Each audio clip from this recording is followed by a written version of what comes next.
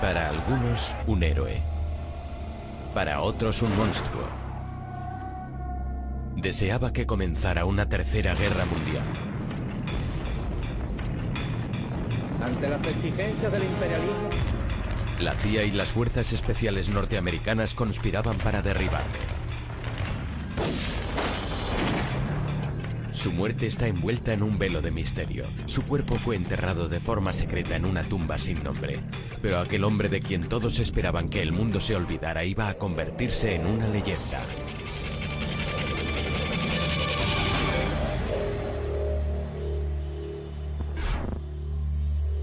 Che Guevara, vida de un rebelde. Jóvenes y revolucionarios de todo el mundo le veneran como a un gran personaje. Su rostro aparece en millones de camisetas, pero el Che Guevara auténtico no era una imagen bidimensional, sino un hombre muy complejo y con un objetivo determinado. El Che consideraba que formar parte de una guerrilla era la máxima expresión del género humano. Alguien a quien se prepara para sacrificarse por un ideal, en este caso por la causa del marxismo-leninismo, como solución para los males de la humanidad.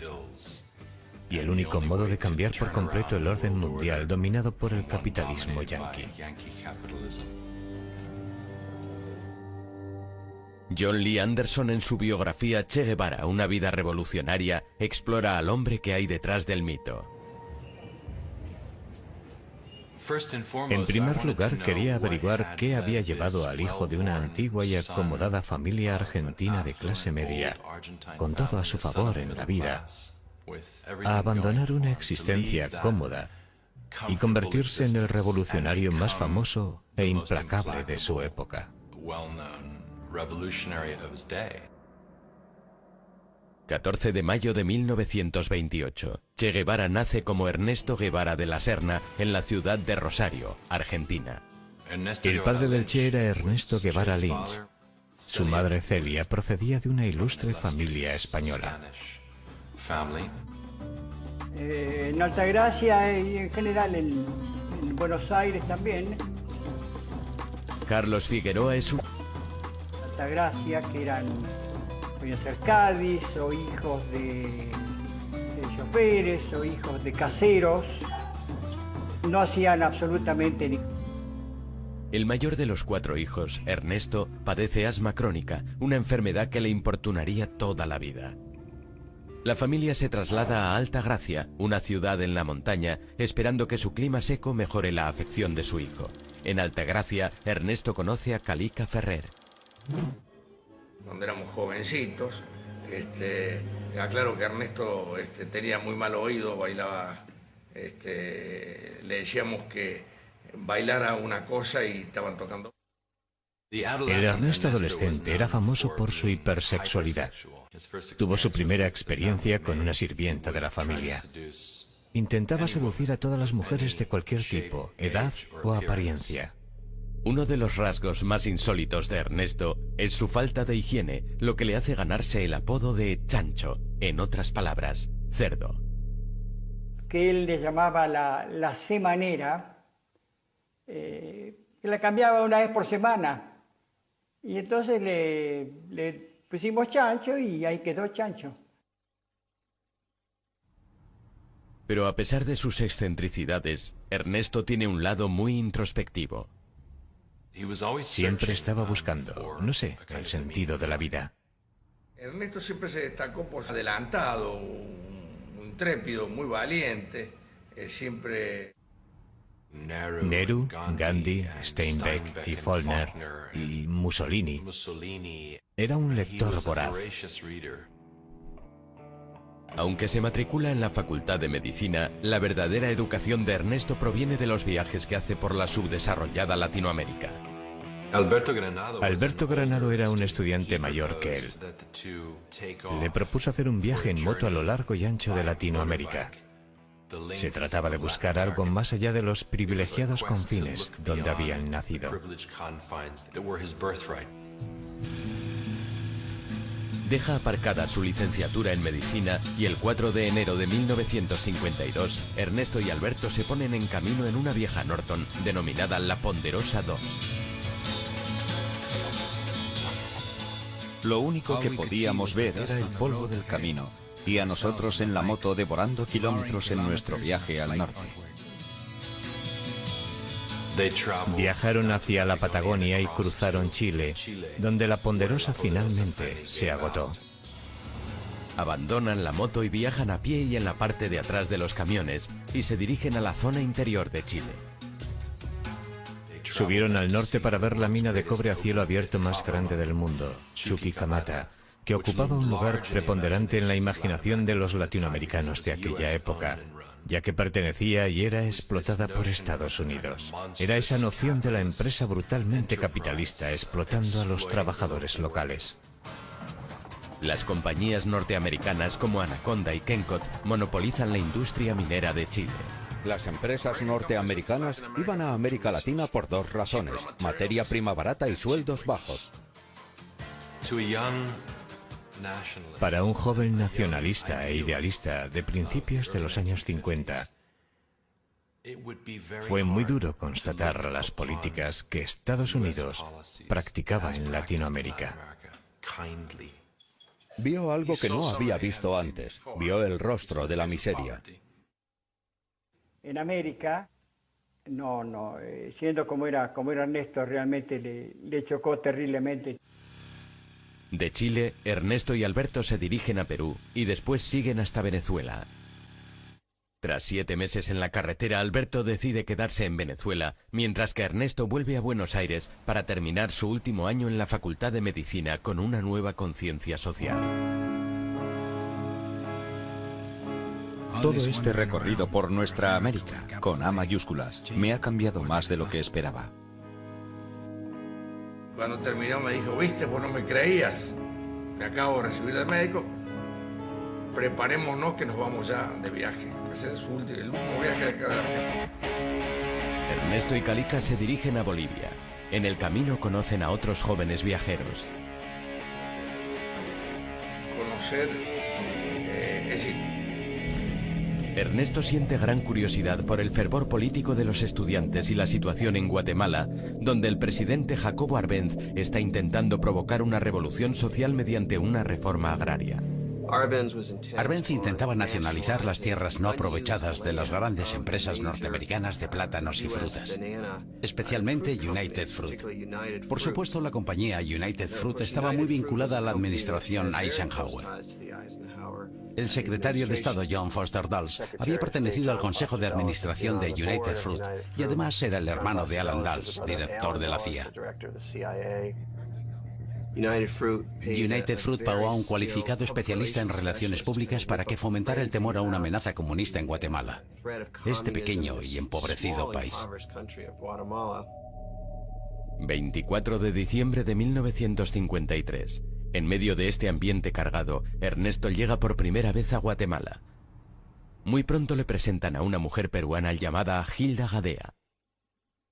Hilda se enamoró perdidamente de él de inmediato. Incluso llegó al punto de empeñar algunas de sus joyas para pagar el alojamiento de Ernesto, y finalmente comenzaron a dormir juntos. Ernesto conoce a través de Hilda a los seguidores de un abogado cubano de 26 años, Fidel Castro. Este había encabezado un asalto al cuartel de Moncada, la segunda guarnición más grande que había en Cuba, en su audaz intención de derrocar al presidente de Cuba, general Fulgencio Batista. Muchos de los que asaltaron el cuartel eran estudiantes, exestudiantes, trabajadores, emprendedores, y muchos fueron torturados hasta la muerte, y los que sobrevivieron, incluidos Fidel Castro y su hermano, fueron encarcelados. Castro tiene que cumplir 15 años de sentencia, pero Ernesto está profundamente impresionado con aquellos hombres. A diferencia de sus amigos cubanos, Ernesto no está comprometido con ninguna causa o ideología, pero la destitución de Arbenz, el presidente de Guatemala, cambia sus puntos de vista. El primer golpe de Estado en Latinoamérica patrocinado por la CIA tuvo lugar en Guatemala en 1954. Digamos que el ejército se asustó y se le dijo a Arbenz que dimitiera, y eso fue lo que hizo. El 27 de junio de 1954 sube al poder Castillo Armas. Muchos le ven como un títere de Norteamérica. Comienza por arrestar a comunistas sospechosos y amenaza a todo aquel relacionado con el antiguo régimen con la cárcel y posiblemente con la ejecución. Ernesto se refugia en la embajada argentina. terminó por convencerse de que los Estados Unidos eran, tal como los denominó después, el enemigo de la humanidad.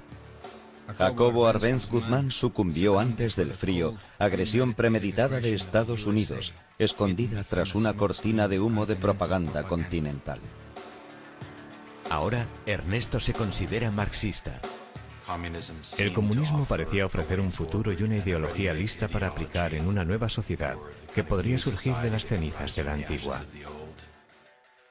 Ernesto Guevara se fue de Guatemala convertido en un individuo radicalizado, en busca de una revolución en la que poder luchar.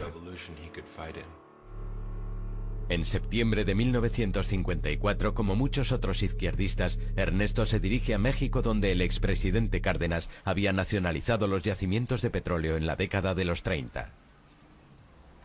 México tenía una posición histórica como uno de los países en la órbita de Estados Unidos, pero a finales de siglo supo hacer frente al imperialismo yanqui.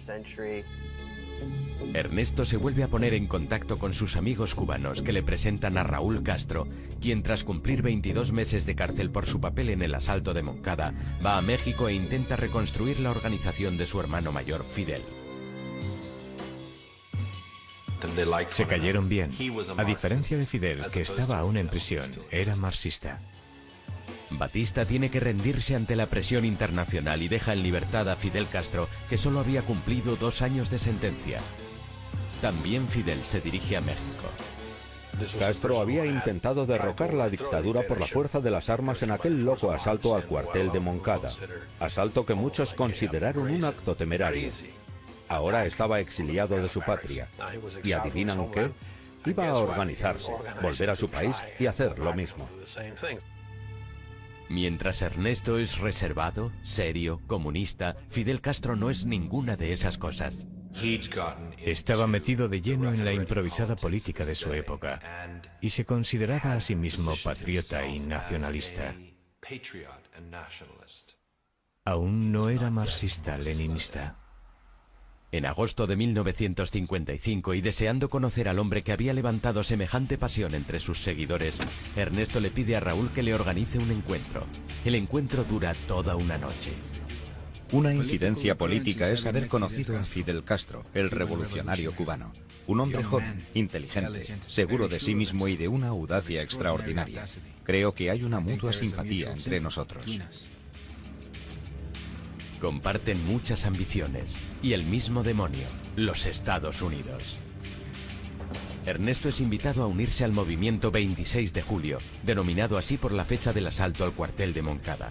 El único no cubano del grupo queda asignado como médico de la organización y se le da el nombre de Che. Los argentinos dicen Che cuando hablan unos con otros. Es un antiguo término que significa oye, y así empezaron a llamarle Che. Hilda se había quedado en Guatemala y ahora se reúne con Ernesto. Hilda le dijo que estaba embarazada. Aquello fue un golpe tremendo, pero Ernesto decidió hacer lo correcto y se casó con ella. Poco después del nacimiento de su hija, Hildita, el Che se vuelca totalmente en el movimiento y en la gran ofensiva en Cuba. Casi inmediatamente partió para pasar largos periodos de tiempo en un rancho a las afueras de la Ciudad de México, donde recibió entrenamiento militar. Se convirtió en uno de los mejores tiradores del grupo. Pero pronto se corre la voz y el Che, junto a Fidel Castro y la mayor parte de los miembros del movimiento 26 de julio que están en la ciudad, son detenidos. Permanecen en la cárcel durante un mes. Tras su puesta en libertad, el movimiento sigue de forma clandestina. Fidel Castro continúa con sus planes de derrocar a Batista y compra un viejo y destartalado barco por $15.000, unos 11.000 euros, apropiadamente llamado Granma, es decir, anciana, para llevar a su pequeño ejército de 82 hombres de México a Cuba.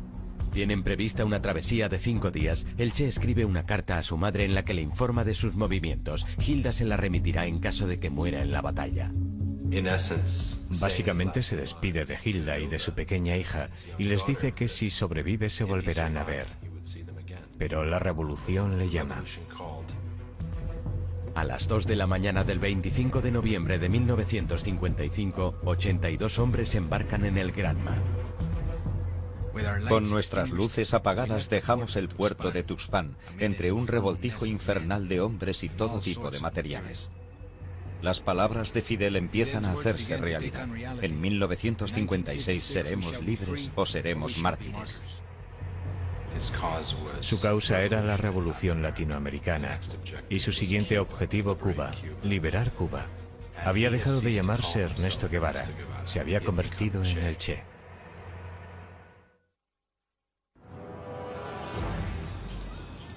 El 25 de noviembre de 1955, un Che Guevara de 27 años emprende junto a Fidel Castro y otros 80 hombres una expedición armada para derrocar al presidente de Cuba, Fulgencio Batista. El pequeño ejército embarca en un viejo barco llamado Granma y se dirige a La Habana. A 150 kilómetros de la costa de Florida, la isla de Cuba disfruta los beneficios de una industria turística en auge.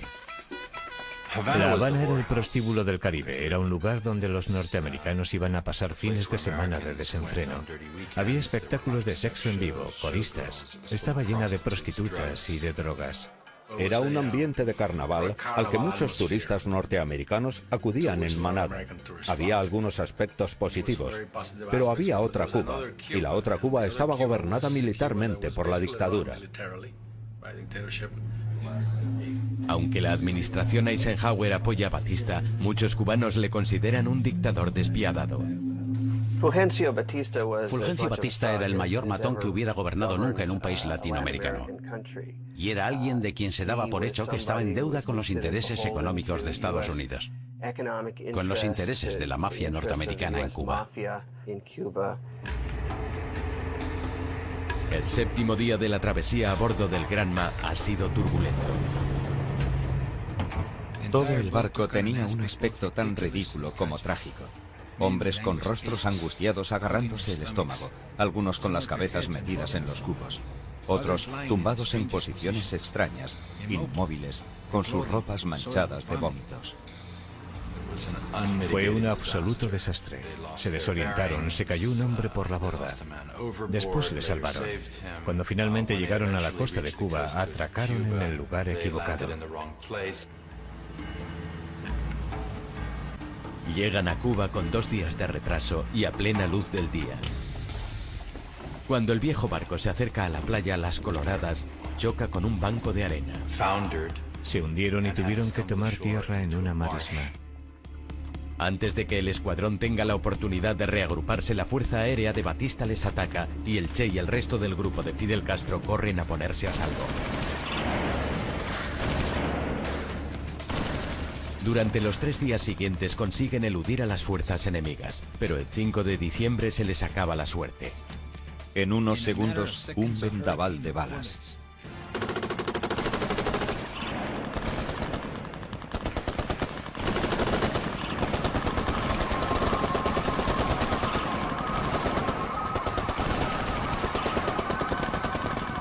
Esto solo aumentado por las escenas dantescas y grotescas. Un robusto guerrillero intentando esconderse tras el tronco de una caña de azúcar y otro, sin saber por qué, pidiendo a gritos silencio en medio del tremendo alboroto. Más de 2/3 fueron masacrados de inmediato. El Che resultó herido en el cuello. En una fracción de segundo tuvo que elegir entre llevarse su rifle y munición o su botiquín de primeros auxilios. Dejó el botiquín y cogió la munición. Cuando el Che se reúne finalmente con Fidel Castro y el resto del grupo, se quedó impresionado al ver los pocos que quedan del grupo. Solo 17 de los 80 hombres a bordo del Granma sobrevivieron. Entre ellos el Che y los hermanos Castro, Fidel y Raúl. La invasión fue tal desastre que en las primeras informaciones se decía que Fidel y el Che habían muerto. Fidel Castro, el Che y los otros se reagrupan y se dirigen hacia la cadena montañosa de Sierra Maestra. Sierra Maestra era la cordillera más cercana a la costa donde habían desembarcado. Fidel planeaba situar allí la base de su movimiento guerrillero. Sierra Maestra es un lugar que alberga desertores, contrabandistas y campesinos. En aquellos momentos ni yo, ni los campesinos de la zona teníamos conocimiento de que existían movimientos. A los 16 años, Dariel Ramírez, apodado Benigno, trabajaba en la granja de su padre en Sierra Maestra. Y la edad que yo tenía en aquellos momentos iba a los 17 años. Recelan de aquellos extraños en las montañas. ¿Quiénes son estos extraños barbudos y malolientes que llevan armas y que han importunado nuestras vidas de forma tan ruidosa? Fidel Castro intenta convencer a los campesinos para que se unan a él y a sus hombres. Decidió que tenía que convencer a los campesinos de que él iba a llevar a cabo una reforma agraria. Y lo consiguió robando vacas a los terratenientes, liberándolas y transfiriéndolas a las zonas de los campesinos. Aquello era un movimiento popular equitativo. Castro decide que ha llegado el momento de que se oiga la presencia rebelde y planea atacar un puesto militar en la zona. El Che se dirige a su primera batalla. El 22 de enero de 1957 los rebeldes tienden una emboscada a una patrulla militar.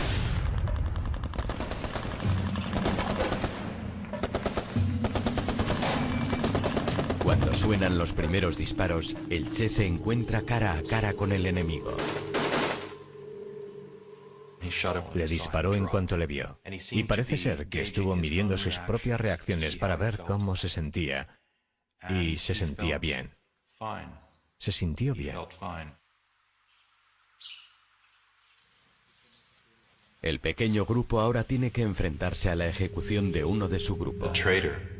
Descubrieron que un hombre llamado Eutimio Guerra, uno de los primeros colaboradores del grupo, era un traidor, un espía.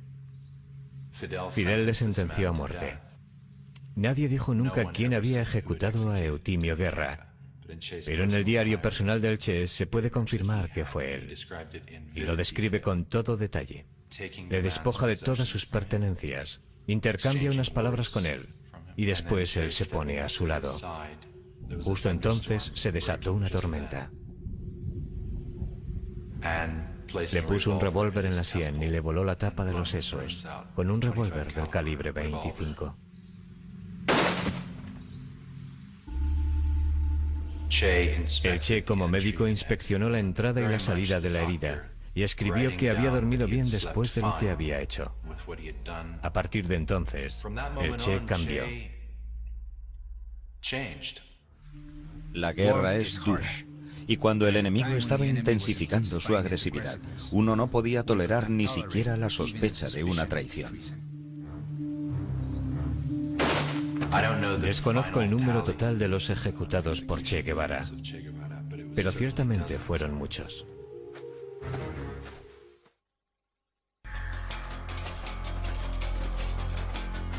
El 17 de febrero de 1957, una pequeña banda de revolucionarios escondida en la jungla y comandada por Fidel Castro supone una amenaza constante con sus emboscadas al ejército y castiga a los traidores de su grupo. Pero gracias en parte a la falta de piedad de Che Guevara, el grupo va ganándose la fama de ser un grupo fuerte y violento. La tropa de Fidel Castro y sus hazañas atraen pronto la atención de la prensa mundial. Herbert Matthews, redactor del New York Times, consiguió entrevistarse con Fidel Castro. Y este quiso hacerle ver que disponía de 100 a 150 hombres dispuestos para la lucha armada. En realidad, aquel temible ejército rebelde lo componen solo 20 hombres. Cuando un mes después se publica el artículo, se confirma que Fidel y el Che han sobrevivido al ataque inicial de las fuerzas de Batista y que su movimiento se está desarrollando en Sierra Maestra.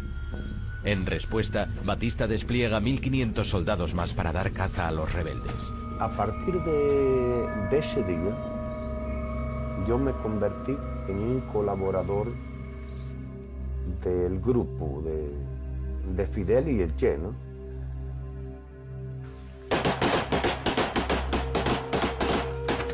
Que ya tenía confianza con ellos. Mientras tanto, el 26 de julio, miembros urbanos se alistan en el ejército rebelde, entre ellos Chuck Ryan, un estudiante norteamericano de 19 años que reside en la bahía de Guantánamo, donde su padre trabaja como médico para la Marina norteamericana. Teníamos mucha relación con los cubanos. Éramos todos amigos. Íbamos a sus bodas, bautizos y ese tipo de celebraciones. Yo me ofrecí desinteresadamente a ayudarles, consiguiéndoles armas para luchar contra la dictadura. Pronto invitan a Chuck y a otros 2 adolescentes de Guantánamo a unirse a los rebeldes. Hablamos de ello, arreglamos algunas cosas y les dejamos unas cartas a nuestros padres.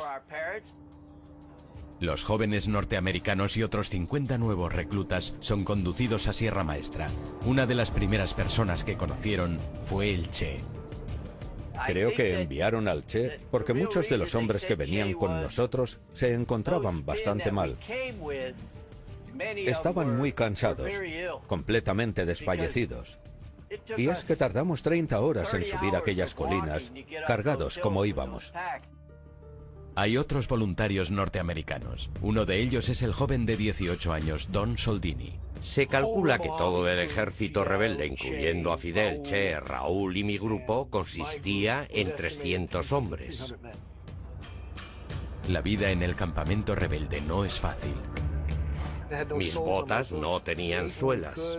Comíamos cuando podíamos. A veces no teníamos agua.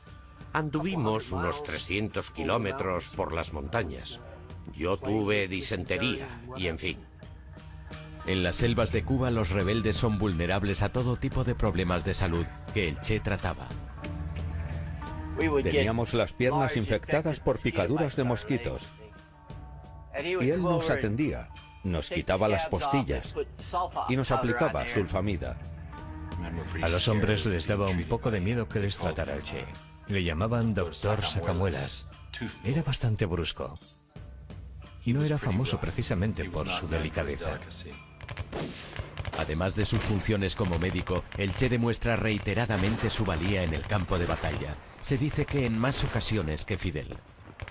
El Che trataba siempre de poner en práctica la teoría del comunismo. Los comestibles, los alimentos por partes iguales. Su buena disposición para enfrentarse a la muerte, para arriesgar su propia vida, fue determinante para conformar un carisma muy poco común, que le proporcionó una fama casi legendaria.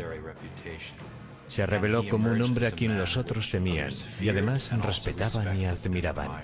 Viéndolo bien que el Che se conduce en batalla, el 12 de julio de 1957 Fidel Castro le asciende a comandante y le asigna el mando de su primera unidad militar, de 75 hombres, denominada Columna número 4. Aquella asignación me hizo entonces el hombre más feliz del mundo. Algunos se sintieron fascinados por sus dotes de mando y su carisma. Sobre todo los chicos muy jóvenes. Muchachos de 15, 16 años. Algunos de ellos eran unos granujillas que se habían convertido en sus discípulos. Llegaron a ser conocidos como los cachorros del Che. Era todo para ellos. Un hermano mayor, un padre, un jefe de guerrilla, un instructor y sobre todo un ideólogo. Les daba clases de alfabetización. Quería que leyeran y escribieran.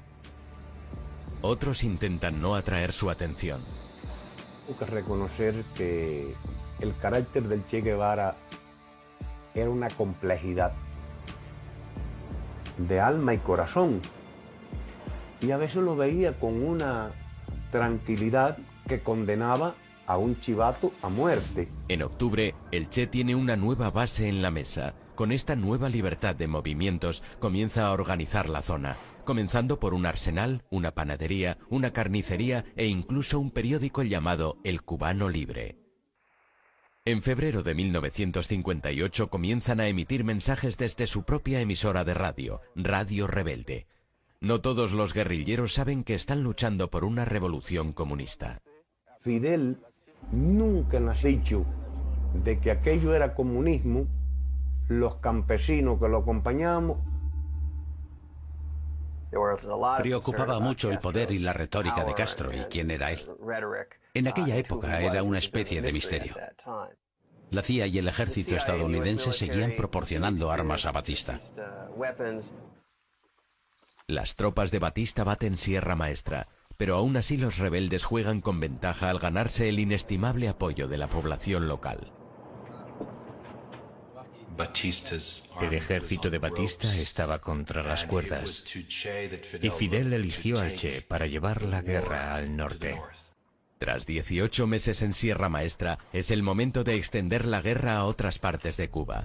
Che Guevara y su columna marchan 600 kilómetros hacia la provincia de Las Villas, estratégicamente situada cerca de Santa Clara y la cuarta ciudad más grande de Cuba, a solo 4 horas de La Habana. A finales de 1958 conoció a Aleida March. Ella apoyaba el movimiento del 26 de julio. Aleida había pasado clandestinamente armas y mensajes desde las ciudades hasta el campamento del Che, pero en una de esas misiones la descubren. Acabó en las montañas y uniéndose al grupo del Che. Y al cabo de las semanas, cuando dejaron la Sierra del Escambray para luchar contra el ejército de Batista en las ciudades cercanas a Santa Clara, se convirtieron en amantes. Mientras tanto, la guerra de guerrilla se intensifica.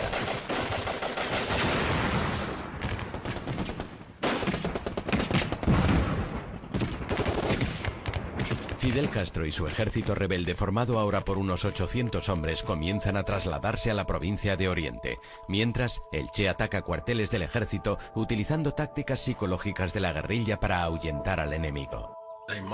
Imaginemos un lunes a la 1 de la madrugada. Un rebelde dispara un tiro al cuartel. Y por supuesto, la respuesta es una gran cantidad de disparos. Y a continuación, este rebelde se iba a casa a dormir.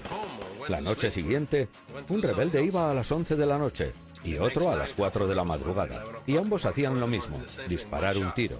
La tercera noche, en aquel cuartel estaba todo el mundo despierto, nadie dormía. Así conseguían que aquellos soldados quisieran marcharse. Y por supuesto, tras 2 semanas, aquella guarnición abandonaba el campamento. Te encuentras en una situación en la que piensas que el enemigo es superior, y eso no puede ser muy bueno para la moral de la tropa, lo que definitivamente afectó al ejército de Batista. El 27 de diciembre de 1958, Fidel Castro ordena al Che que ataque Santa Clara, el último bastión de Batista, con 340 guerrilleros, para luchar contra una fuerza enemiga 10 veces mayor. Los guerrilleros estaban instruidos, sabían lo que estaban haciendo, sabían que tenían un buen comandante, tenían al Che. Él era el mejor, confiaban en él. Estábamos siguiendo todo a través de la onda corta de Radio Rebelde. Las noticias que nos llegaban desde Santa Clara, donde estaba el Che, no eran muy buenas. La emisión rebelde decía que estaban recibiendo una paliza. Pero aquella información era equivocada. Estaban luchando contra un ejército superior, pero formado por gente muy pobre, y no iban a jugarse la vida por mantener a Batista en el poder. Siendo conscientes de la inutilidad de la resistencia, se rindieron y más de 100 armas pasaron al lado de la libertad. El golpe final a las fuerzas de Batista llegó cuando el Che y sus hombres tienden una emboscada a un tren que transportaba refuerzos a Santa Clara. El 31 de diciembre de 1958, Batista huyó de La Habana con todo su séquito y varios millones de dólares en metálico. Cuando se propaga la noticia de la marcha de Batista, las tropas comienzan a rendirse. Fidel ordenó al Che que marchara de Santa Clara a La Habana, mientras él hacía un desfile victorioso más pausado a lo largo de la isla. Un Fidel Castro de 32 años y su ejército rebelde llegan a La Habana el 8 de febrero de 1959. Hoy todos los ojos de los poderosos opresores y de los esperanzados están fijos en nosotros. El sueño del Che es el de una Latinoamérica unida y socialista, un nuevo orden mundial que no casa bien con los Estados Unidos. Para lograrlo, el Che extenderá la revolución por todo el continente, pero antes se va a derramar más sangre.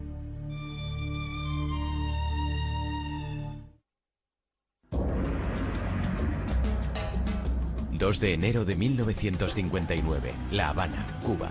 Tras 2 años de guerra contra las fuerzas del presidente cubano Fulgencio Batista, una guerrilla comandada por Fidel Castro y por Che Guevara se ha hecho con el control de Cuba.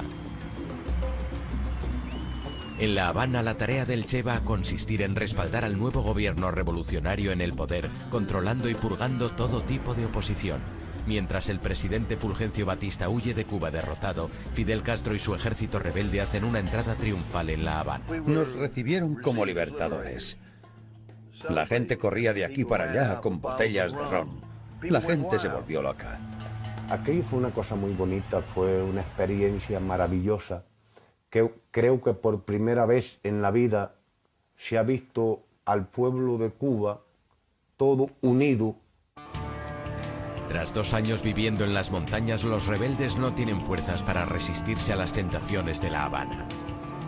El Che tuvo que dictar órdenes estrictas en cuanto a la conducta de sus jóvenes que llegaban a La Habana por primera vez y que se encontraban con aquellas mujeres jóvenes y hermosas. Literalmente se lanzaron sobre ellas. Aleida me describió todo aquello como una especie de orgía, sobre todo en las matas, debajo de la gran estatua de Cristo. La esposa del Che, Hilda, no le había visto desde que empezara la guerrilla 2 años antes. Vuela a La Habana con su hija sin saber que hay otra mujer en la vida del Che. Él le dijo enseguida que ya no estaba enamorado de ella y que quería el divorcio.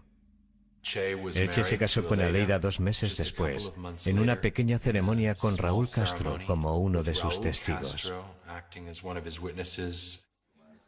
Mientras el Che pone en orden su vida privada, Fidel Castro comienza a implementar el primer cambio importante en Cuba.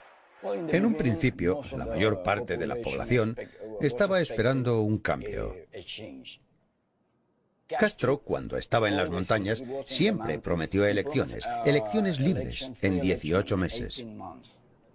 There is not communism or Marxism in our ideas. We will not seize any land from anybody. Sin embargo, el 16 de febrero, solo 2 meses después de la victoria rebelde, Fidel Castro jura como primer ministro y no hay elecciones.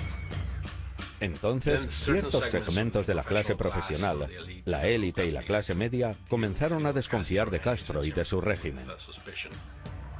Hubo un debate que comenzó casi desde el primer día que Castro tomó el poder, y era si era comunista o no. Y parte de ese debate se centró en el Che Guevara, quien obviamente pronto apareció en la pantalla de radar de la CIA. Temiendo que una alianza con un conocido comunista podría hacer peligrar su posición, Fidel Castro mantiene al Che a distancia.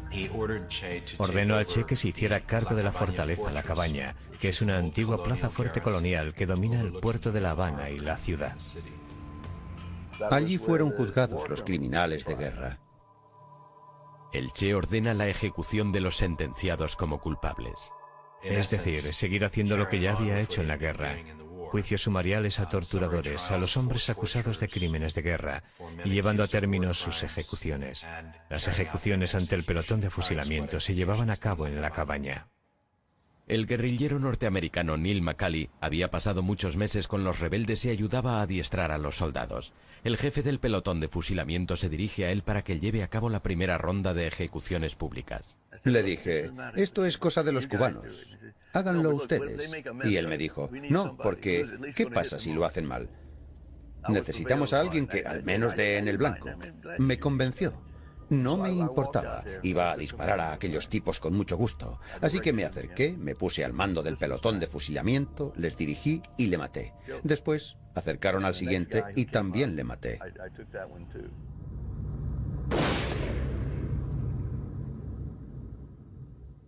Durante el siguiente año y medio son ejecutados por los pelotones de fusilamiento cientos, algunos dicen que miles de personas. Aquellas muertes ayudan a fortalecer la espeluznante reputación del Che. Ambos eran unos asesinos, unos criminales. Castro mató a miles de personas y Che Guevara también mató a miles de personas. Así que el Che también era un demonio. Además de los culpables, algunos aseguran que también fueron ejecutados muchos inocentes. Por esa razón, muchas personas le odian, porque fue el causante del dolor y el sufrimiento en muchísimas familias. ¿Mataron a inocentes? Yo no conozco ningún caso. Lo que esto provocó fue que se mostrara a un Fidel a quien solo le importaba el negocio, nada de revolución. Cuba era un lugar peligroso. Mientras el Che continúa con los tribunales de guerra, las mismas preguntas que se hacen en Estados Unidos respecto al nuevo régimen se las hace también al otro lado del mundo el primer ministro soviético Nikita Khrushchev. Mi padre preguntó a la inteligencia, al KGB, a sus analistas políticos, ¿quiénes son esos tipos? Y le respondieron que eran dictadores de Centroamérica en sustitución de otro dictador de Centroamérica que con toda seguridad estaban a favor de Estados Unidos y tal vez eran agentes de la CIA. No tenían ni idea de que pudieran ser socialistas. Siendo consciente de que tiene que mitigar la preocupación de Estados Unidos, Fidel Castro viaja a Washington el 15 de abril de 1959. Se reunió con el vicepresidente Nixon. Afirmó en la prensa norteamericana que él no era marxista, lo desmintió una y otra vez y dijo ser humanista demócrata. Durante aquellos meses iniciales todos hacían conjeturas respecto a Fidel. Pero entre bastidores, Fidel Castro se había alineado con el Partido Comunista Cubano. Siempre ha quedado la duda de si Fidel se convirtió en marxista por razones pragmáticas o evolucionó con el tiempo. Pero sin duda las convicciones ideológicas del Che influyen en Fidel. Durante los años en Sierra Maestra, el Che fue una caja de resonancia vital y un consejero de Fidel. Él le forjó como un hombre fuerte y revolucionario, y también contribuyó a su cambio de rumbo hacia la izquierda. Fidel Castro comparte con el Che ideología y la voluntad de cambiar Cuba. De forma secreta se reunía con el Che y algunos de sus compañeros más radicales para trazar los planes del futuro Estado comunista de Cuba. El gobierno comienza a preparar la reforma agraria cubana, ley que promulga la confiscación de la propiedad privada. Pero antes de poner en práctica el plan, el Che es enviado al extranjero. Los espías norteamericanos que vigilaban Cuba, e incluso muchos cubanos, creían que Fidel había marginado al Che. Era excesivamente radical. El 12 de junio de 1959, el Che sale de Cuba para visitar Asia, África y Europa, y toma su primer contacto con la Unión Soviética. Les ofrece un trato. Estados Unidos había rechazado comprar varios millones de toneladas de azúcar cubano. Eran las normas en la Guerra Fría.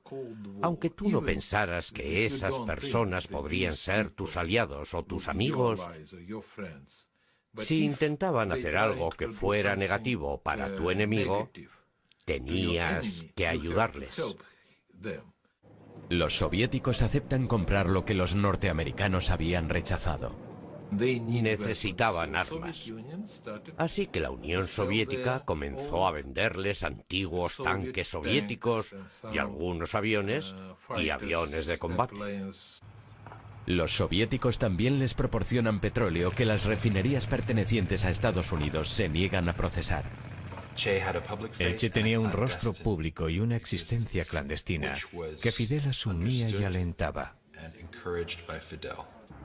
Como recompensa, Fidel le da al Che un papel importante en el gobierno cubano como director del Ministerio de Industrialización y es nombrado presidente del Banco Nacional de Cuba. Mostraba su desdén por el mundo de las finanzas y el dinero, firmando los billetes del Banco de Cuba simplemente con la palabra Che. Firmó las primeras monedas oficiales solo con la palabra Che. Y en mi opinión, aquello fue un insulto al pueblo cubano. Fue un insulto. La estructura capitalista de Cuba está llegando a su fin. Castro bajó el nivel de vida de Cuba, por lo que, en vez de hacer más ricos a todos, hizo muchísimo más pobres a todos. Fidel Castro decreta una reforma agraria y el 7 de mayo de 1959 se llevan a cabo las primeras confiscaciones de las grandes propiedades agrícolas. La gente comienza a ver la realidad de lo que va a venir. Y muy pronto los cubanos comienzan su éxodo a Miami. Mientras miles huyen de Cuba, el Che aborda un plan incluso más radical.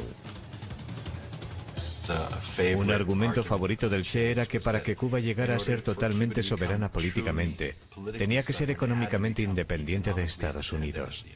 Y la única forma de conseguir aquello era cortando todos los lazos económicos con los Estados Unidos. Estados Unidos ha invertido millones de dólares en Cuba.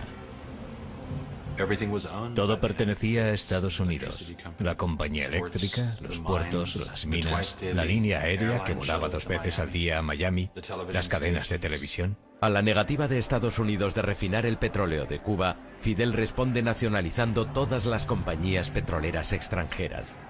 En represalia, Estados Unidos rompe todas las relaciones diplomáticas. Menos de 10 meses después, todas las empresas norteamericanas son embargadas. Washington contraataca y anuncia un embargo comercial de todas las exportaciones de Cuba. Mientras aumenta la tensión con Estados Unidos, en Cuba cualquier tipo de oposición al régimen es vista como contrarrevolucionaria y un delito. Incluso está mal vista la práctica de la religión. Varias docenas de sacerdotes católicos son expulsados de la isla. Juramos sobre la Biblia y prometimos luchar hasta que Cuba fuera libre, o hasta la muerte. Y muchos de los fundadores de mi organización, MRR, Movimiento de Recuperación Revolucionaria, murieron frente al pelotón de fusilamiento. Los asesinatos fueron terribles. Se producían en todas partes. Yo no quería vivir bajo un régimen como aquel, ni mi esposa tampoco. Mientras miles huían de Cuba, aquel estado de confrontación establecido por el gobierno revolucionario cubano contra Estados Unidos ya no se puede soportar más. Sinceramente, es un hombre incontrolable. Esa es la clave, no podemos controlarle. El servicio interno de la CIA dice que Fidel Castro tiene que ser eliminado y la revolución cubana anulada. Y necesitamos poner en marcha un plan para derrocar el gobierno de Castro. Mientras la visión del Che de una Cuba socialista se hace realidad, el presidente Eisenhower mantiene reuniones a puerta cerrada. Ha llegado el momento de la acción. Está a punto de empezar una guerra secreta. Al año de la llegada al poder de Fidel Castro, la economía capitalista de Cuba se ha desmoronado. Che Guevara está directamente implicado en la confiscación de la tierra. Se nacionalizan los intereses extranjeros. Miles de cubanos huyen del país. Se cortan las relaciones con Estados Unidos y Cuba se pone al lado de la Unión Soviética. Norteamérica toma medidas. Se le presenta un plan al presidente Eisenhower y él lo firma. Se pone en marcha un programa de operaciones encubiertas para invadir Cuba. Estados Unidos respondió a la radicalización de Cuba desarrollando su mayor base de la CIA en Miami y recluta a miles de exiliados cubanos como colaboradores. Uno de los nuevos reclutas era un joven llamado Félix Rodríguez. Nacido y criado en Cuba, Félix huye con su familia a Miami tras la llegada al poder de Fidel Castro. Me enteré de que había campos de entrenamiento para ir a luchar contra Castro, así que me apunté. Tenía 18 años. Los exiliados cubanos se entrenan en Guatemala bajo la dirección de la CIA, y un pequeño grupo es enviado a Cuba. Nuestro equipo se infiltró en Cuba antes de la invasión para trabajar con la resistencia. En Estados Unidos, John Fitzgerald Kennedy jura su cargo como presidente el 20 de enero de 1961. En su primera reunión, el director de la CIA para la zona occidental le dijo: a no ser que elimine a Fidel Castro, a Raúl Castro y al Che Guevara como parte de ese plan, no va a ganar nunca. Este asunto va a ser interminable. Kennedy está de acuerdo. No solo apoyará el plan de la CIA para invadir Cuba, sino también las conspiraciones de asesinatos de la CIA. Así pues, en agosto de 1960, un alto oficial de la CIA llamado Richard Weissel autorizó a la CIA crear pastillas venenosas que serían enviadas a los contactos de la mafia dentro de Cuba y, de algún modo, colocadas en la comida de Fidel. Aunque los intentos de asesinato son fallidos, el plan para invadir Cuba comienza el 15 de abril de 1961. En el curso del enfrentamiento, Fidel finalmente se mostró tal como era en realidad y anunció que era socialista marxista-leninista y que en lo sucesivo el régimen iba a ser aliado de la Unión Soviética. Fidel Castro asigna al Che el mando del ejército occidental de Cuba, pero la invasión comienza en el sur, en una zona llamada Playa Girón, en la Bahía de Cochinos. Cuando el ejército formado por cubanos exiliados, conocido como Brigada 2506, se aproxima a la isla el 17 de abril de 1961, sus barcos son hundidos por la Fuerza Aérea Cubana. Se esperaba alguna ayuda, como una ayuda aérea o de la Marina, pero esa ayuda no llegó. Durante 48 horas aquel ejército fue severamente castigado. El Che estaba lejos de la acción, pero todos atribuyeron la victoria sobre los norteamericanos a él y a Fidel Castro. Eran unos héroes en las escuelas, en las universidades y también para los líderes de la Unión Soviética. Para el nuevo presidente norteamericano, la invasión es un desastre. Hubo un famoso encuentro entre Che Guevara y un asesor de Kennedy llamado Richard Goodwin. Lo primero que le dijo a Goodwin fue: gracias por lo de la bahía de Cochinos. Ayudó a consolidar nuestra revolución.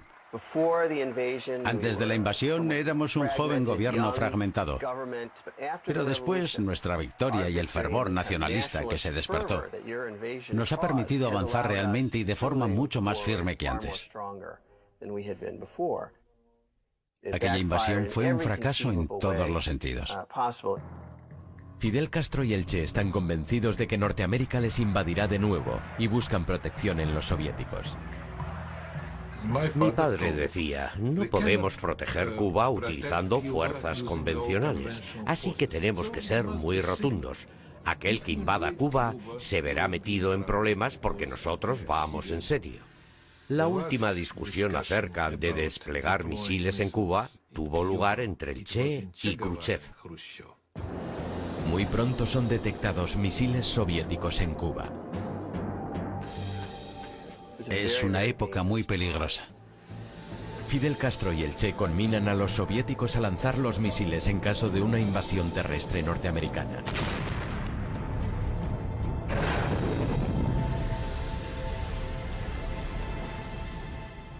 Castro se mostraba tan agresivo que Khrushchev le excluyó de aquellas negociaciones. Sin consultar con Castro ni con el Che, Khrushchev hace un trato con Kennedy. Norteamérica no invadiría Cuba y nosotros nos llevaríamos nuestros misiles. Para Fidel Castro y el Che, aquello es un acto de absoluta traición. Y fue el Che, el primer oficial cubano que se enfrentó a un oficial soviético para leerle la cartilla. Desilusionado con los soviéticos, el Che es consciente de que tiene que buscar otros socios de izquierdas. Encuentra lo que estaba buscando en China. La revolución maoísta era la revolución extrema y Che Guevara pertenecía a ese extremo. El Che se queda impresionado con los planes de Mao Zedong para llevar a China desde una sociedad agraria a una moderna sociedad comunista.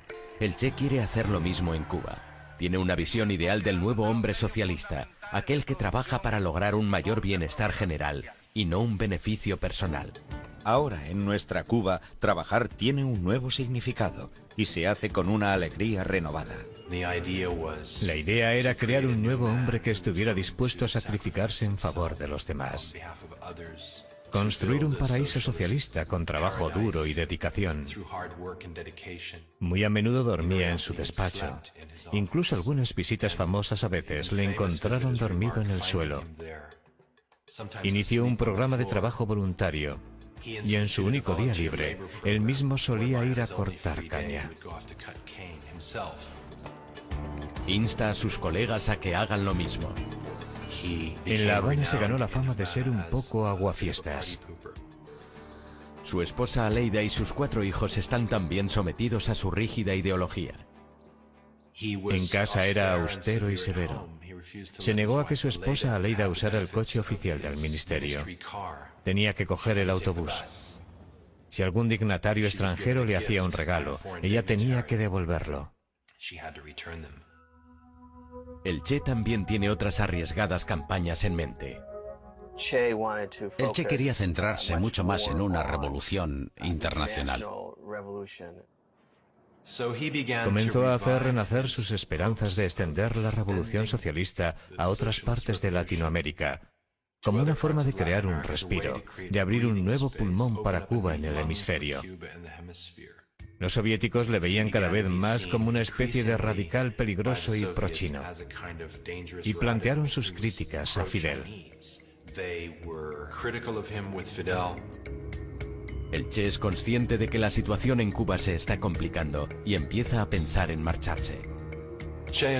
El Che se daba cuenta de que Fidel era completamente dependiente económicamente de la Unión Soviética, y él estaba en condiciones de marcharse y revolucionar el mundo socialista. Para lograrlo tendrá que enfrentarse a la Unión Soviética, poner en peligro su relación con Fidel Castro y ponerse a sí mismo en la línea de fuego.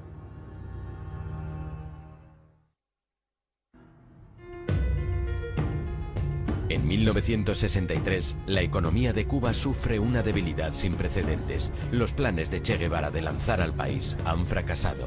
Su solución es acabar con la dependencia soviética de Cuba y extender la revolución por todo el mundo. El Che estaba cada vez más desencantado de cómo se estaban desarrollando las cosas, al ser Cuba un satélite de la Unión Soviética. En agosto de 1964, la atención de la administración de Lyndon Johnson se desvía de Cuba a Vietnam y a la creciente agitación en África. Los cubanos también ponen sus ojos en África, sobre todo en lo que había sido el antiguo Congo belga. El Congo está en el corazón de África. Podía ser el motor o el corazón de una revolución socialista que saliera al exterior y liberara al hemisferio. El gobierno del presidente Kasavubu, apoyado por la CIA, lucha contra un grupo rebelde denominado Movimiento de Liberación del Congo. La CIA crea un ejército de unos 1000 mercenarios, la mitad de Sudáfrica y Rodesia, y la otra mitad de Europa. Y los cubanos creen que ellos también deberían ir a apoyar a las fuerzas que luchaban contra el grupo apoyado por Estados Unidos. Y Che Guevara tenía la impresión de que era una revuelta muy fuerte y con unos líderes muy comprometidos. Con el Congo en mente preparado para una revolución, el Che se dirige a Nueva York y al país que durante tanto tiempo ha despreciado. Vino en diciembre de 1964 y pronunció un discurso en las Naciones Unidas. Total de los artefactos termonucleares y apoyamos la celebración de una conferencia de todos los países del mundo para llevar a cabo estas aspiraciones de los pueblos.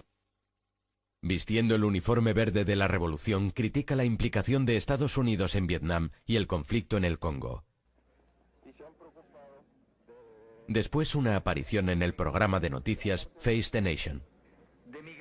Más tarde se dirige al norte de África, a la ciudad de Argel, donde pronuncia un discurso criticando abiertamente a la Unión Soviética. El Che rompió su relación con los soviéticos. Cuando vuelve a La Habana, el Che y Fidel Castro tienen una reunión a puerta cerrada. Habiendo arremetido contra los soviéticos, que eran al fin y al cabo la mano que estaba dando de comer a Cuba, habiendo mordido esa mano, Fidel tuvo que decirle: Che, creo que es el momento de que te vayas. Y el Che le dijo: yo también pienso lo mismo. El Che cree que podrá volver a recuperar el apoyo perdido con una exitosa campaña en el Congo. La misión es ayudar, apoyar y entrenar a los rebeldes en una guerra de guerrillas. El Che recibió la bendición de Fidel y desapareció del mapa de la política doméstica cubana. El Che y sus hombres llegan a la ribera congoleña del lago Tanganica el 24 de abril de 1965. Mira, era una situación muy difícil. Lo primero, que en el Congo no había nada preparado. En el caso del líder rebelde congoleño, Laurent Kabila, visitó el frente solo una vez. Kabila llegó en una lancha motora con un par de prostitutas y varias botellas de whisky. Los mismos hombres del Che casi se amotinan contra él cuando vieron al lado de qué tipo de hombres estaban luchando. No había dirigentes, no había hombres para hacer la revolución, no se había organizado nada. El máximo dirigente de la lucha. El Che espera poner en forma a los rebeldes y organiza algunas batidas exitosas, pero en el proceso pierde a 6 de sus hombres. Durante casi un año el Che no aparece en público. La CIA creía que había muerto o le habían asesinado cuando se fue de Cuba. 3 de octubre de 1965. Como respuesta a las especulaciones de que él había ordenado el asesinato del Che, Fidel Castro lee una carta que el Che le ha escrito. Siento que he cumplido la parte del deber que me ligaba a la revolución cubana en su territorio. Me despido de ti, de los camaradas, de tu gente, que ahora es la mía. Formalmente renuncio a mi puesto como líder del partido, a mi cargo de ministro, a mi rango de comandante y a mi ciudadanía cubana. Nada legal me ata ya a Cuba.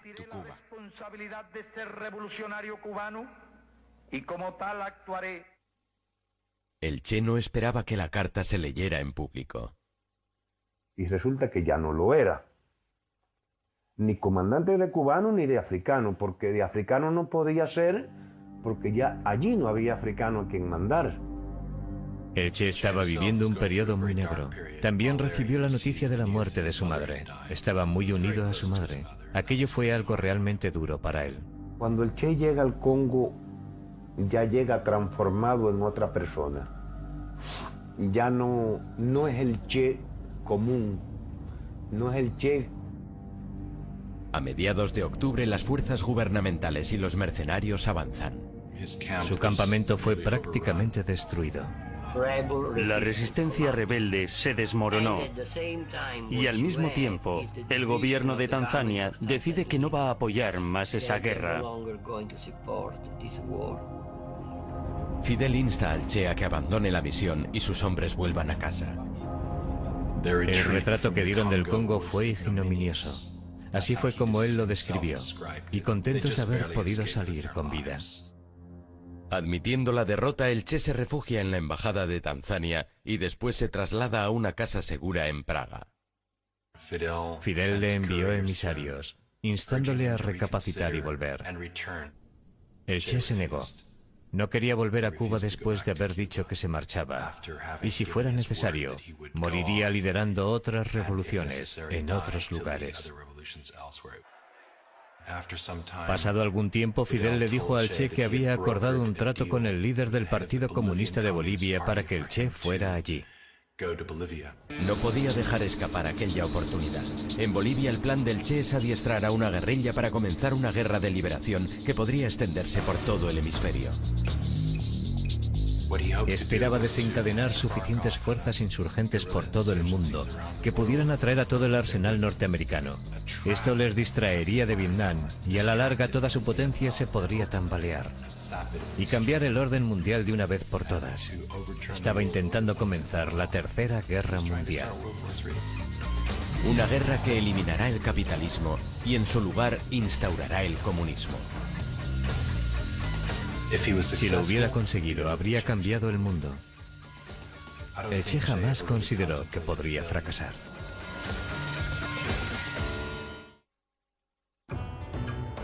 Después de la misión fallida en el Congo y de que la carta de su adiós a Fidel saliera a la luz, el Che se niega a volver a Cuba sin un éxito.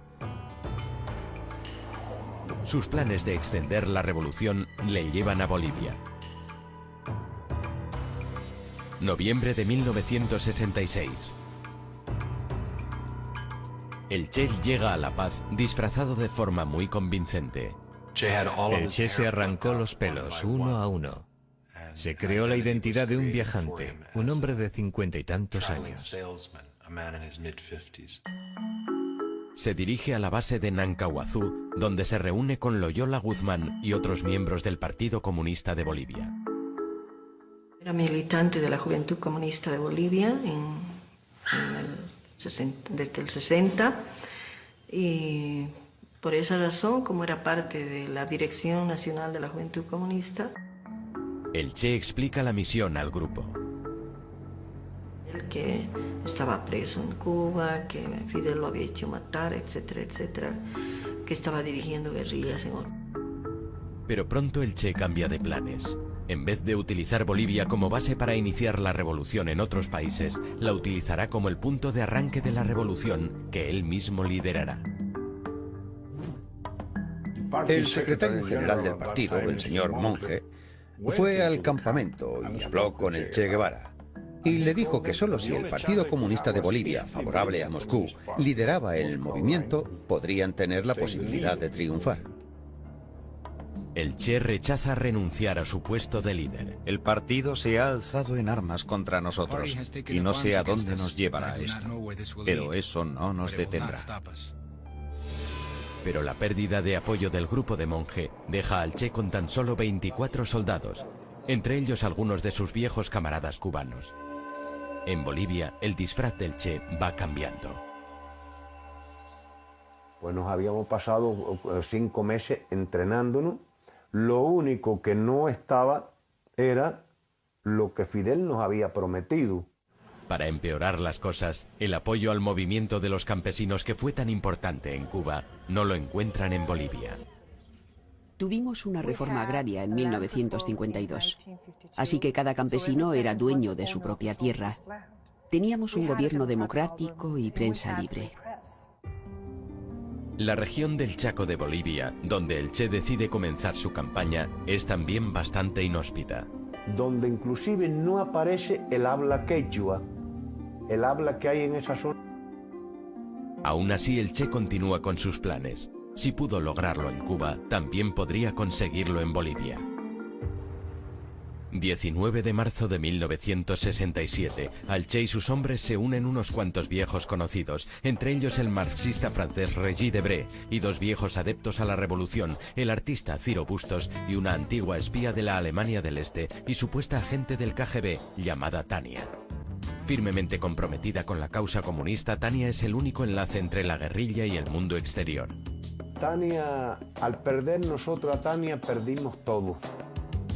Porque aún con la negación del Partido Comunista de Bolivia de no incorporarse a la lucha, con todo el engaño de...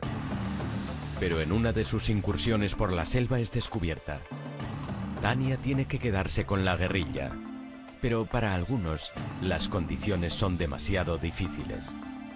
La primera información salió de los desertores. Ellos confirmaron la información de que había extranjeros en la región armados y con la intención de crear un ejército guerrillero.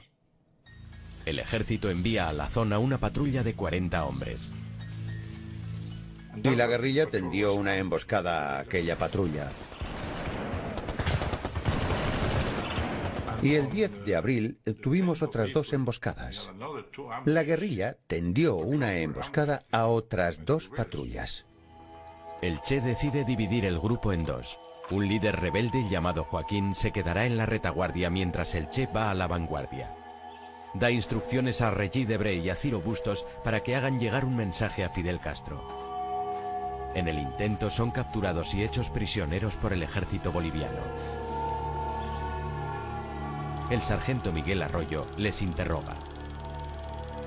Ellos sí, ellos fueron, pero él prácticamente por voluntad, porque él estaba muy preocupado, Bustos.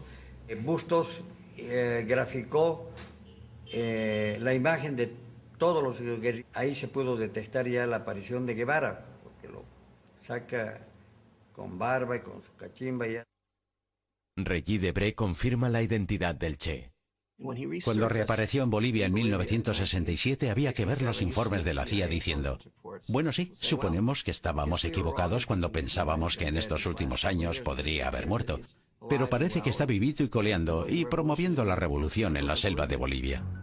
La CIA envía un par de agentes a Bolivia en junio de 1967. Uno de ellos es Félix Rodríguez, el hombre que a los 18 años se había preparado para la Bahía de Cochinos. Se ha ofrecido a asesinar al Che y a Fidel Castro. El gobierno boliviano estaba seguro de que él estaba intentando promocionar la guerrilla en la zona. Con la evidencia de que el Che intentaba comenzar una guerra de guerrillas en su país, el presidente boliviano empieza una campaña propagandística contra ellos. Crisis porque no se podía ir a comprarse nada, salir porque aquí no tenemos mercado, teníamos que ir al Chaco a traer. Con el Che Guevara de nuevo en el punto de mira, Norteamérica empieza a prepararse para ayudar a los bolivianos. Está muy claro que durante el verano de 1967 este asunto pasa a ser absolutamente prioritario para la CIA. Lyndon Johnson seguía día a día la evolución de los pasos que se daban para localizar y eliminar al gran revolucionario Che Guevara. Un legado de la presidencia de Kennedy es la creación de un grupo contrainsurgente de élite conocido como los Boinas Verdes y que son desplegados en Bolivia. La misión consistía en entrenar, empezando de cero, un batallón boliviano, entrenándolo específicamente para perseguir al Che Guevara y su guerrilla. Se seleccionan 800 soldados bolivianos que son entrenados en un campamento llamado La Esperanza. Metódicamente, ¿no? Pero acá nos dimos el gusto de mucha práctica con munición de guerra, particularmente con ametralladoras, con fusil. Eran unos estudiantes muy dispuestos, ponían mucho entusiasmo, llegaron a ser buenos soldados. Como las cosas se caldean en Bolivia, el Che decide que es hora de marcharse, pero no sin todos sus camaradas. Han pasado 4 meses desde que la columna del Che vio por última vez a la retaguardia que dejaron en el campamento con los enfermos, incluida Tania. Físicamente estaba muy mal, tenía un cáncer de útero que la estaba matando. El informe de la guerrilla decía que apenas podía caminar, por lo que estaba retrasando los movimientos de la guerrilla. El Che quiere reunirse con el grupo para dirigirse a los Andes y poder escapar. A solo días de diferencia, ambos grupos comienzan a trasladarse por separado hacia Río Grande. El 31 de agosto, la columna de Joaquín llega allí la primera. Preguntaron a un campesino cómo hacer para cruzar el río. Pero el campesino les delata e informa al ejército del lugar exacto por donde Joaquín piensa cruzar el río. Y cuando comienzan a cruzar, sufren una emboscada. Y los matan, incluyendo a Tania, la única mujer del grupo. Le dispararon a ambos brazos, después al cuerpo y se hundió en el agua. Básicamente todo el grupo fue aniquilado, con la excepción de 2 individuos. Una vez que sus camaradas de la segunda columna fueran eliminados, la historia de Che Guevara en Bolivia fue realmente una historia de supervivencia. Una especie de viaje épico. Se movieron por una jungla terrible, calurosa, llena de espinos, hacia los Andes. Desnutridos, sufriendo emboscadas, enfermos. En septiembre, un Che de 39 años y sus hombres han estado moviéndose por la dura jungla boliviana durante 10 meses. El Che pierde casi la mitad de su peso. Su cabello está apelmazado y largo. Sus hombres tienen alucinaciones. El chino Juan Pablo Chan, ciego, o sea, miope, sin gafas, se le habían roto. Tenía problemas en sus piernas, no se podía... El Che envía a Benigno a buscar las tan necesitadas provisiones. Cuando se acercaban al pueblo de La Higuera, se encontraron con una emboscada del ejército.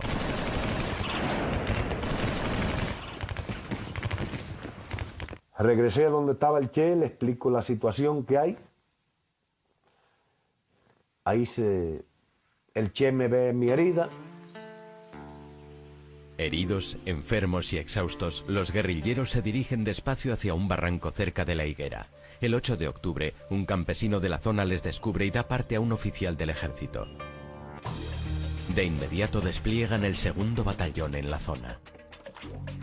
Pero no hubo.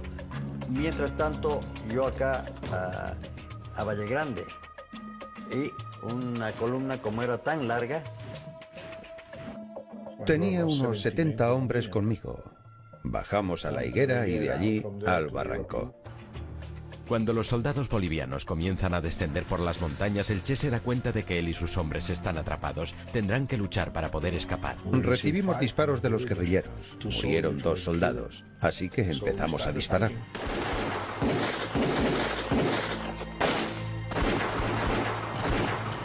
Los soldados superaban en número a los guerrilleros.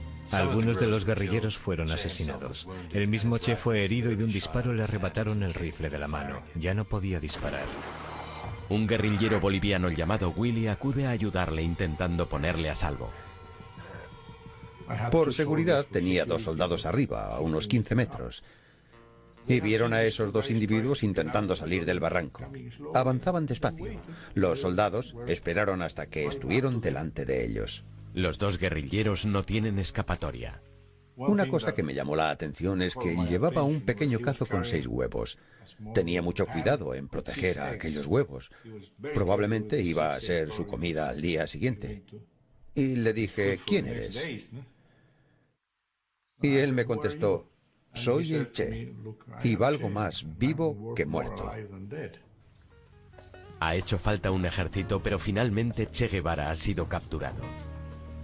Los bolivianos están sedientos de sangre, pero los únicos que pueden salvar al Che son aquellos a los que él odia tanto.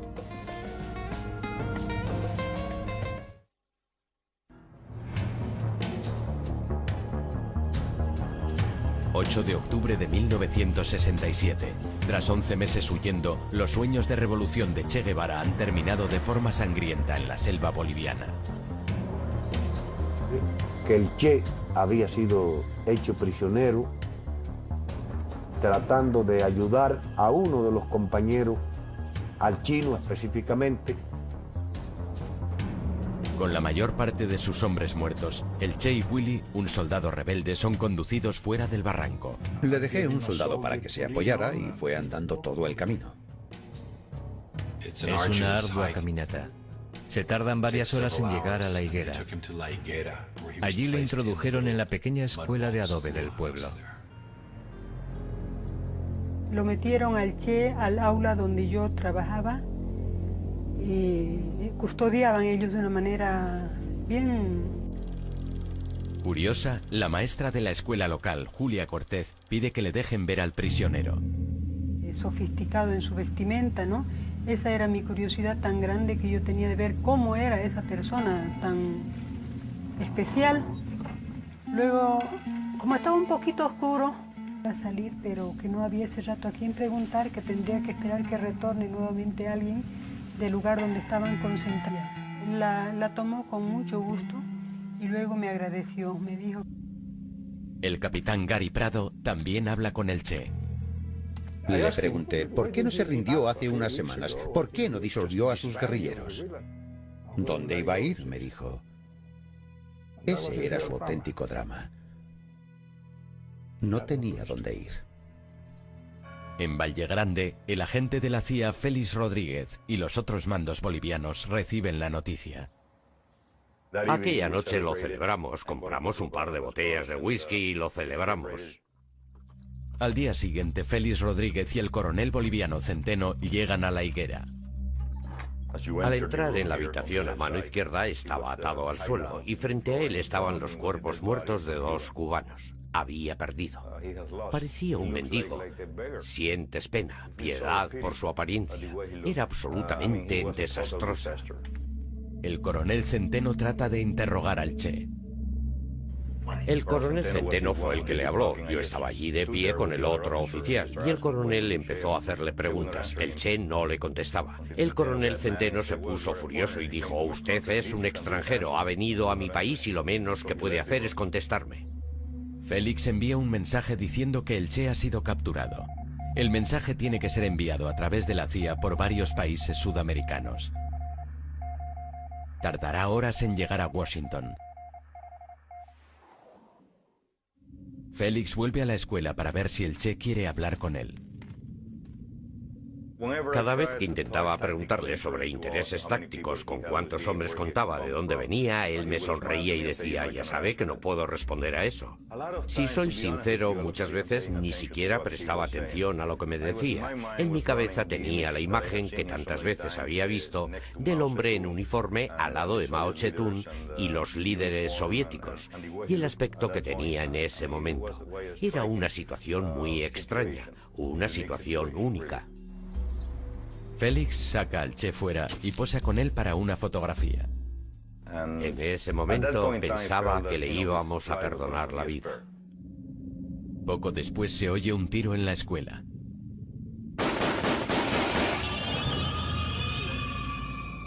Pensé que le habían disparado al Che. Fui corriendo, abrí la puerta y él me miró. Le miré, fui a la otra habitación y le vi a Willy que estaba agonizando. Y el soldado que le disparó me dijo, mi capitán intentaba escapar, lo que era ridículo. Recibió la orden de ejecutarle. Al final de aquella mañana llega un mensaje del alto mando de Bolivia en La Paz, dirigido al oficial de mayor rango en aquel lugar. El coronel Centeno estaba en el campo, todos los capitanes estaban con él. Allí solo estábamos 2 tenientes y yo. En la higuera yo tenía el rango de capitán, por lo que me llamaron a mí. Los bolivianos tienen un código cifrado. Sabíamos de antes que 500 significaba el Che, 600 muertos, 700 mantenerle vivo. Les pedí que me lo repitieran y lo confirmaron. Era 500-600 del alto mando. Entonces fue cuando recibí la orden 500-600. El coronel Centeno regresa a la higuera. Félix le sugiere revocar la orden. Mi coronel, hay órdenes de sus mandos de eliminar al prisionero. La orden de mi gobierno es intentar mantenerle vivo a toda costa. Tenemos helicópteros y podemos llevarle de aquí a Panamá. Pero los bolivianos no se volverán atrás. El Che es demasiada responsabilidad. Lo quieren muerto. Custodiaban ellos de una manera bien responsable, ¿no? Estaban... La maestra de la escuela, Julia Cortez, aborda a Félix. Entró donde yo estaba y me dijo, mi capitán, ¿cuándo le van a matar? ¿Por qué dice eso? Me mostró la radio y me dijo, en la radio están diciendo que ha muerto a causa de las heridas sufridas en el combate. En ese momento me di cuenta de que no tenía sentido esperar más. Sin noticias de Washington y con el presidente de Bolivia exigiendo la muerte del Che, Félix decide proceder a la ejecución. Era su decisión, su guerra, y él atacó a su país. Era su responsabilidad y yo no podía interferir. Dejé que la historia siguiera su curso.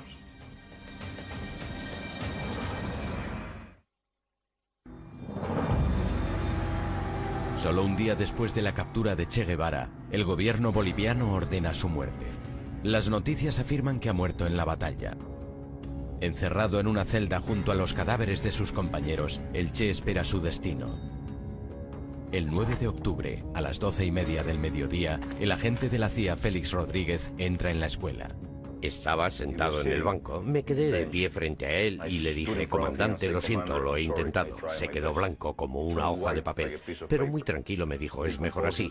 No deberían haberme capturado vivo. Le pregunté si quería que mandara algún mensaje, si quería algo para su familia. Puede decirle a mi esposa que vuelva a casarse y que intente ser feliz. El Che se levantó.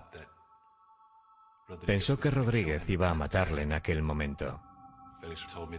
Félix me dijo que abrazó al Che como un gesto hacia un noble enemigo. Después se despidió de él y salió.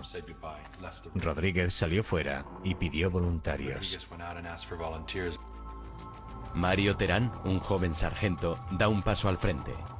Al saber que él iba a ser el ejecutor, me acerqué y le dije, no le dispare por arriba, hágalo por abajo, ya que se supone que ha muerto debido a las heridas sufridas en combate.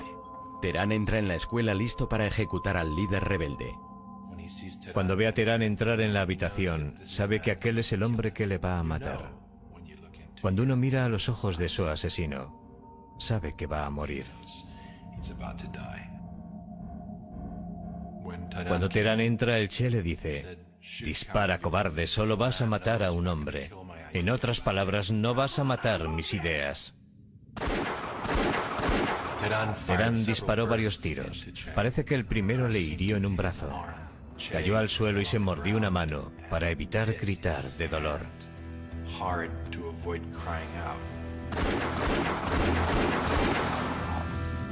Después, Terán le remató con otra ráfaga. Entraron en su cuerpo unas 8 balas. La bala fatal le entró en el tórax y se asfixió en su propia sangre.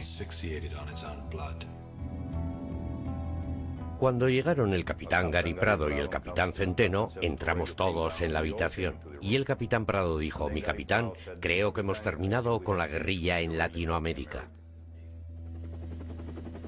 Y lo subieron al helicóptero en las alas, no lo han metido ni adentro.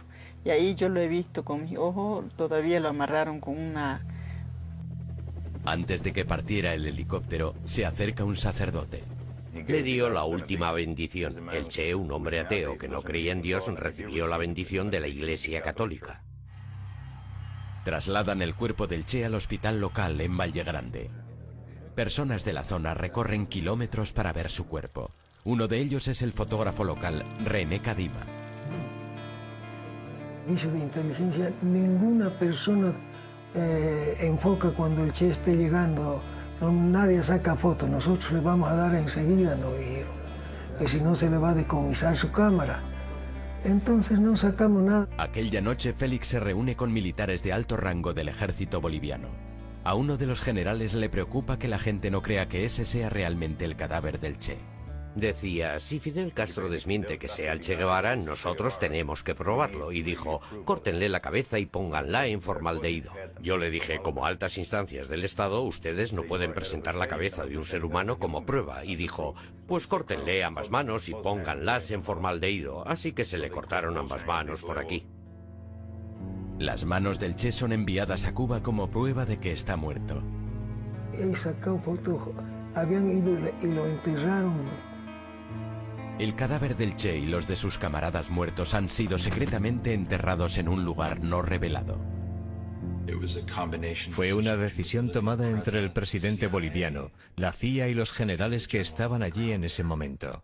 La idea era negar al Che una tumba donde sus seguidores pudieran encontrarle y rendirle tributo. El 18 de octubre, Fidel anuncia la muerte del Che al pueblo cubano. Yo cuando supe de verdad de que el Che había muerto... En todo el mundo la gente se manifiesta en protesta contra su ejecución. Con la muerte del Che crece su leyenda.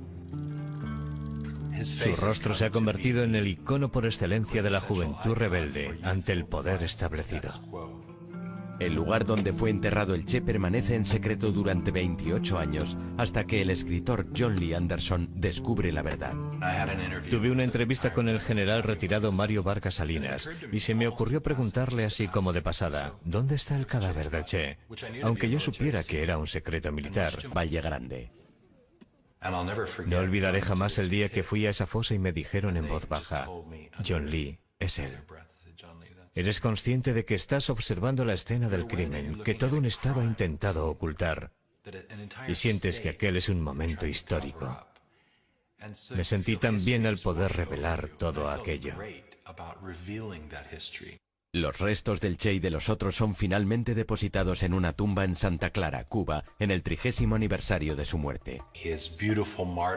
Su hermoso martirio terminó nutriendo y alentando a las futuras generaciones de Latinoamérica y de todas partes.